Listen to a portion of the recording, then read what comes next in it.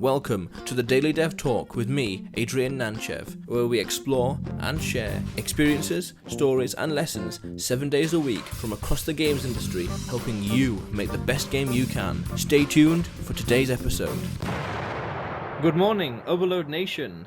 Welcome to another episode of the Daily Dev Talk, talking to game developers from across the world to bring you experiences, stories, and lessons 7 days a week. Today, I'm joined with Sandro Luiz De Paula, talking about his first game, Slipstream, from his, one-man band, Ansdor. Yeah, hello, and Adrian. Sandro. But first, Sandro, tell us about yourself first and how you got into the games industry.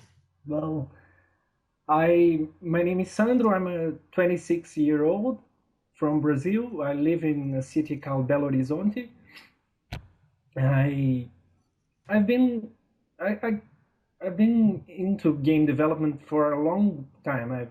I've started playing around with RPG Maker when I was 14, and I'm 26 now. I've been more or less involved with game development on the last 10 or 12 years, but I got seriously into it around 2012. I think I started working on my first my first training projects, and I've been trying to I have been doing it together with university, and now I'm working on my first bigger project, Slipstream. Okay. So, tell me about your team then. You said it's just you on your own and you want to establish a company with a friend of yours? Yeah, I don't have exactly a team. This started as a personal project, but I got a friend who works on the music and sound effects with me. Uh, we've worked on another game in the past, a mobile game called Meow Sushi Night. It's Android only. It's on the Play Store, and we've been working together for around a year. His name is Stefan Moser. He's from the U.S. and I started as I'm both a programmer and an artist. I do I create the graphics and the game code. So it's kind of a solo project. His only involvement is the sound part. But I've been that's it. I don't have exactly a studio. I was on the process of joining with a friend, another developer, to make a kind of a collective. I don't think that's very common in the game development business, but we've been thinking about joining forces to help one another, have a common name to release our games under, kind of a facade for the game releases. Okay, so a little all over the place because you have knowledge with art and programming. So that's pretty cool. Like a jack of all trades. Yeah, it's on the game development community we call that a one-man army. One man army. Yeah. Okay. A one man band in England. Oh. So tell me about your game, Slipstream, and what you wanted the player to experience. Slipstream started as a kind of a technical curiosity. I've been always I always liked those early 2D racing games, and I was wondering how did they work? How exactly that isn't 3D, but it isn't 2D. How did they do that? So I started researching about how it was made, and I decided to make a simple project just to see if I could make an implementation. But I liked the results, so I decided to, keep going with it. and it got bigger and bigger and bigger. It was intended to be a mobile game, a simple mobile game, but then it became a PC game. The project grew a lot more than I intended originally, but it's been good. The main focus of the game is the kind of the sensory experience. I think the visual and the sounds, the music. Yeah, I like the feeling of nostalgia and uh, I don't know, some kind of immersion that those old games uh, made me feel like. I played a lot of those games when I was a child, and I wanted to recreate the way I saw those games back then. You always remember things more vividly, more colorful than they actually were. So I tried to recreate the way I saw them, not exactly how they were.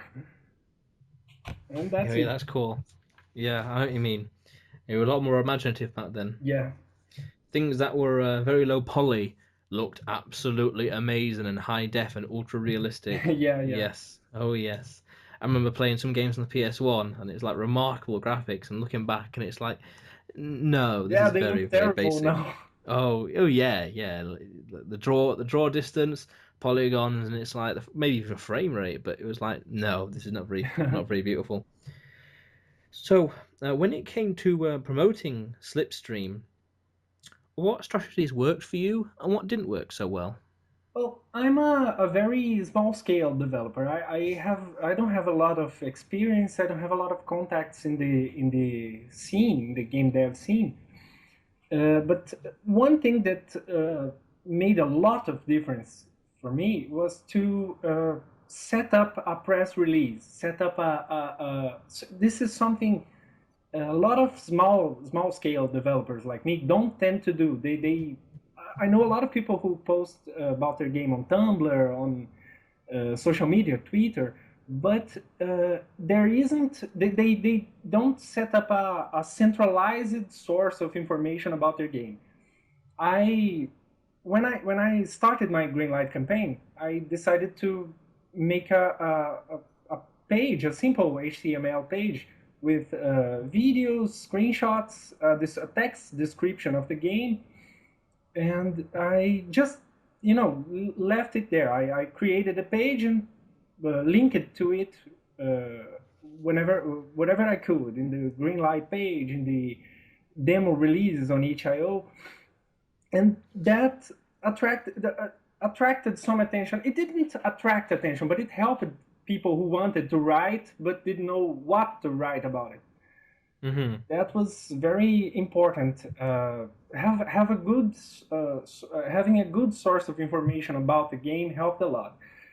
I didn't send any. I released a demo back at the start of July, I think. Yeah, the start of July, and I got an article on Rock Paper Shotgun. I got an article on some Brazilian websites, uh, appealing to the local media, to the media close to you geographically. Is also a good thing to do when you're promoting. At least it worked for me. That's it. Most of the attention I got was through word of mouth and spontaneous, publicity. Didn't do much intentional promotion. Yeah, when you have a press release, it helps if you have a picture of yourself because, from a press point of view, it's nice to have a face to the name, and also a picture of the developer comes in useful in Yeah, general. It's just nice to have from a personal people relations point of view. It's just nice to put a face to the name, and it's useful for an yeah, article or for YouTube. It's just useful in general. yeah. But Sandro, Okay. tell me, how did you QA the game, and how did you get feedback for it? QA is quality assurance. That's right. I well, we have a kind of a blooming game development scene here in Brazil. I live in a kind of a big city, is probably the third biggest city in Brazil, and we have a bi-monthly developer meeting here. So all the developers from around the city take their laptops with their games to the meeting, and we show our games to one another, play it, discuss stuff. That was the part of the QA I had. The other part, which is I think it's a lot more important, and it's one of the lessons I learned during the development of this game, is to release demos. Demos are Mm. very important to when you don't have a big team. It's really good to have a feedback from outside. I got some articles.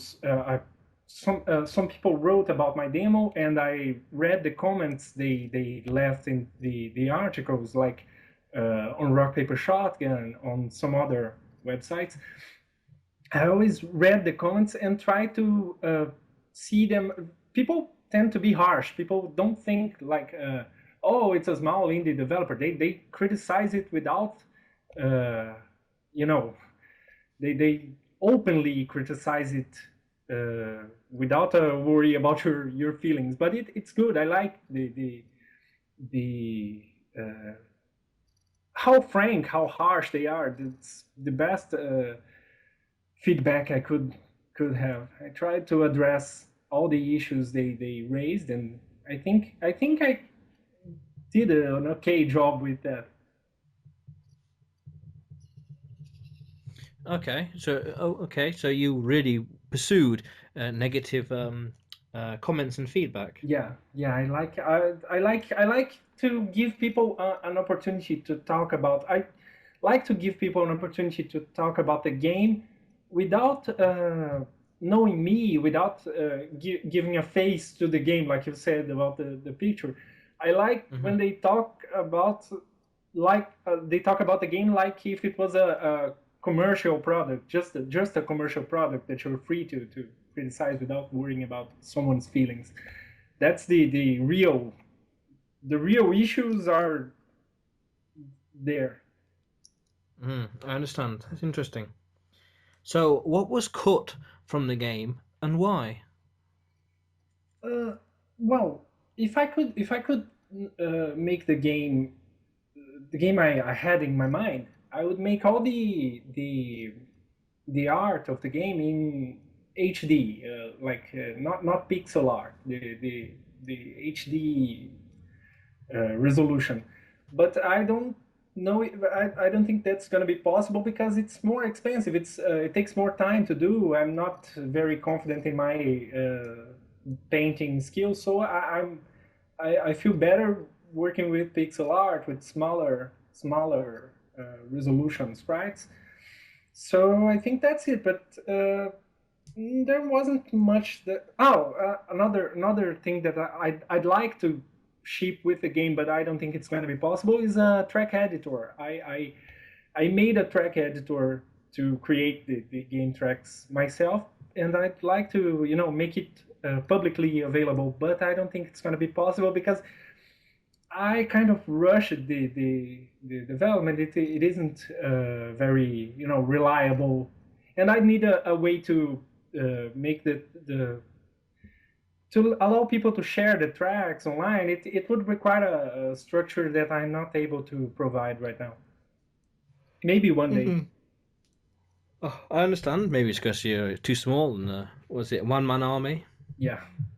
for now? Hmm.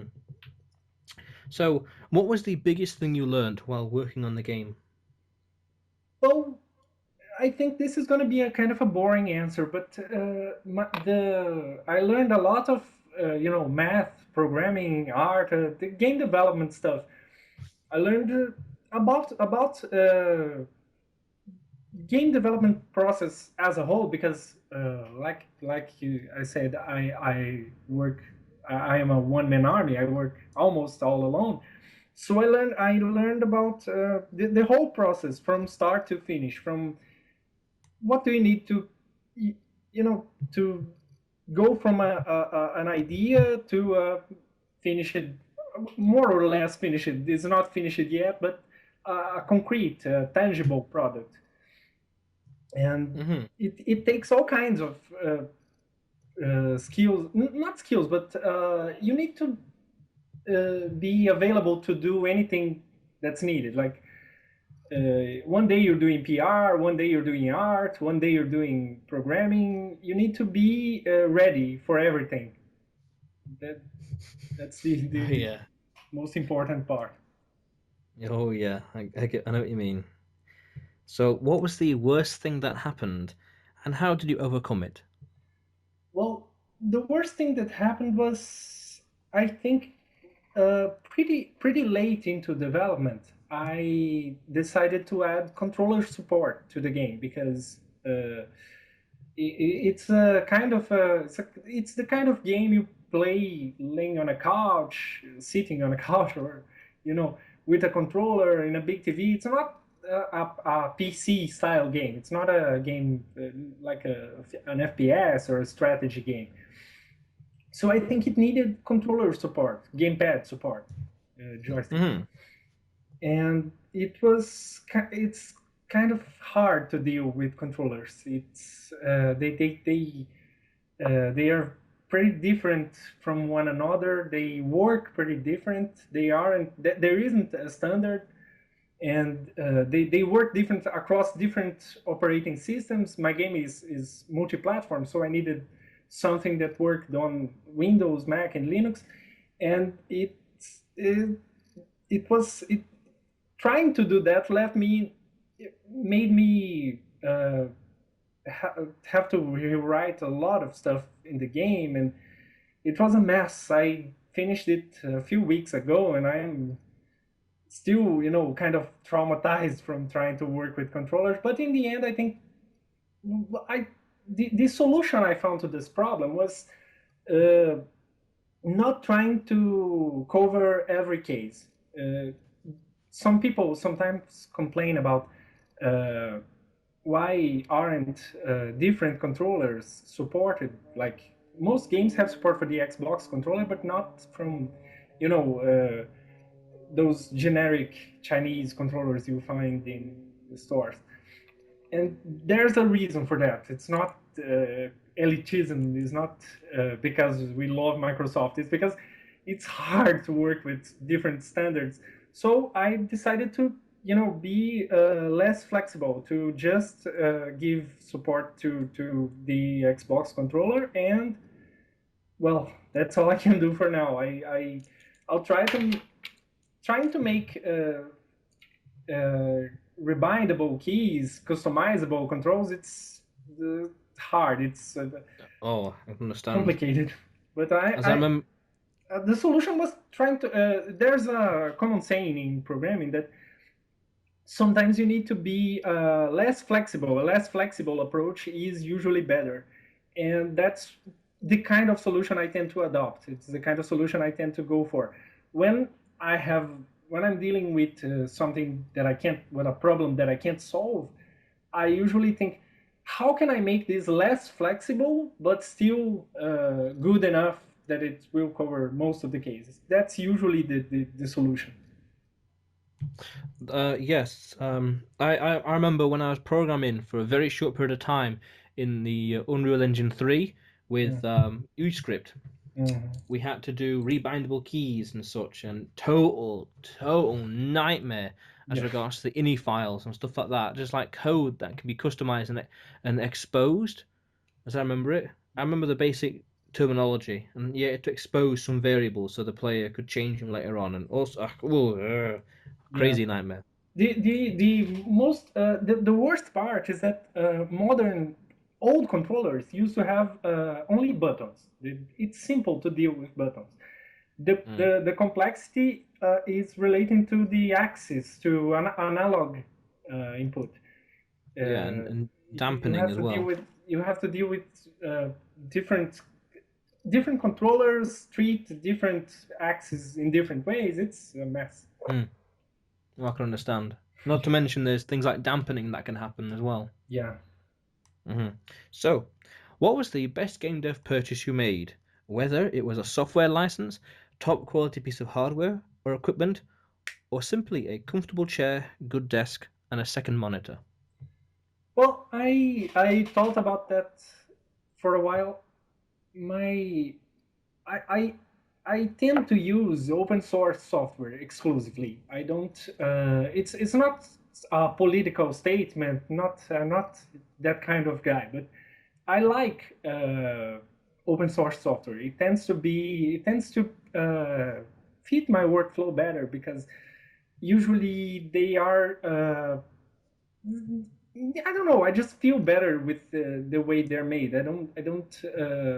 They don't have the kind of restriction that commercial software tends to have. So I work with Linux. I work on Linux. I use Eclipse for the as an IDE. I program on Eclipse, and I don't. Uh, I never. I think I never bought a piece of software, but I contributed to the Kickstarter for a painting program called Krita, which is very good. I think that was the best uh, sort of purchase I made. I also in the hardware side, I like my Wacom tablet. I really it was probably the best piece of hardware I bought for this purpose. And a chair is really a nice chair is really changes your life, changes your daily workflow. Oh, I understand. So, especially a good chair Yeah, helps keep the good back posture. yeah. So, what what game development related book, lecture, or learning resource can you recommend? Well, this is also going to be a kind of repetitive answer, but the best learning resource I had was the community. Mm. You search for a forum, some place on the internet where you can throw your questions and have people answer them. It's the best way to learn stuff. Sometimes you can solve a problem just by describing it. Like just when you try to describe a problem, the solution comes to your mind, and it's really good to have a good community because they always discuss the latest happenings, the latest events happening that are relevant to the game development business, and to game development in general. Mm-hmm. You always get the latest news. You always get the latest information about everything.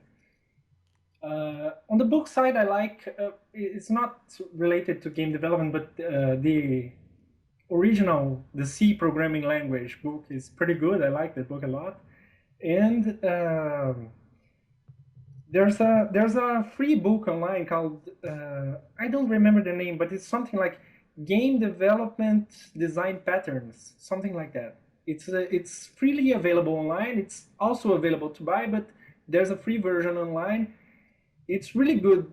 Uh, it offers lots of solutions for common problems, and like I like to recommend that book for people having problems with the programming side. That that book name sounds familiar. I might be getting it mixed up with something else, but it sounds familiar. Yeah, I think It's it's a kind of new book. It's a game focused version of another book called Programming Design Patterns, something like that. It's an adaptation of an older book to focus on game development. It's a kind of a best of compilation of the best parts and their relation to game development. It's a really nice book. I recommend that a lot. mm-hmm. Oh, okay. That's worthwhile looking into. Game design patterns. Yeah, game So, programming patterns, I think. game. Okay, game programming. Yeah. Okay. So, like an Evernote or a Trello, do you have a useful or productivity enhancing software, app, extension, or website worth sharing? Well, like a lot of developers, I use Bitbucket to keep my code under version control online. So I tend to work with different computers. Sometimes I work on my laptop, sometimes I work on desktop, and Git allows Git and the online repositories that Bitbucket offers allow me to update the code in a centralized way. And Bitbucket offers, unlike GitHub, Bitbucket offers free private repositories. So, people won't see your code, people won't have access to your code. It's just for to just for personal storage. That's very good. I use that a lot, and well, like I said, I develop on Linux, so I tend to use a lot of bash scripting. Linux has scripting is part of the DNA of the system. Every Linux user has a few scripts that they use to automatize some tasks. I use a lot of that, but it's very specific. It isn't something I could share with people because it's tailored to my workflow. It's tailored to my computer, the way I do things. So I can only recommend people to use Linux. It's a really great system to program on. Programming on Linux feels very comfortable. Cool. I've never really used Linux, and programming really is not for me. So that I don't know what to say. I don't know enough to comment on that, unfortunately, as of yet. But Sandro. Okay. Sandro Luiz De Paula. Sandro. Yes. Sandro, what advice can you give to aspiring game developers, small indie studios, and people trying to get to where you are today? Well, it isn't so hard to get where I am. I think on the programming side, I'd say start small. Some people like I said, I go to some communities, some game development communities, and every day we get new people who get there and say, hey guys, I'm just starting game development and I want to make a 3D FPS with online multiplayer. No, don't do that, please. No, just start small. Start with simple games, 2D games, single player games. You will drift naturally to more complex things as you progress. But for the start small. Start with something simple, something you can't fully understand. On the art side, I'd say people in the game development scene in general, they tend to know a lot of games, but they don't tend to know a lot of art outside games. It's something I notice sometimes. So I think one advice I'd give is to do a bit of research on classical art, on painting, cinema, music, some other kinds of art other than game-related stuff. It will expand your vision. It will make you see have different ideas inspired by different things. It's always good to have multiple sources of inspiration.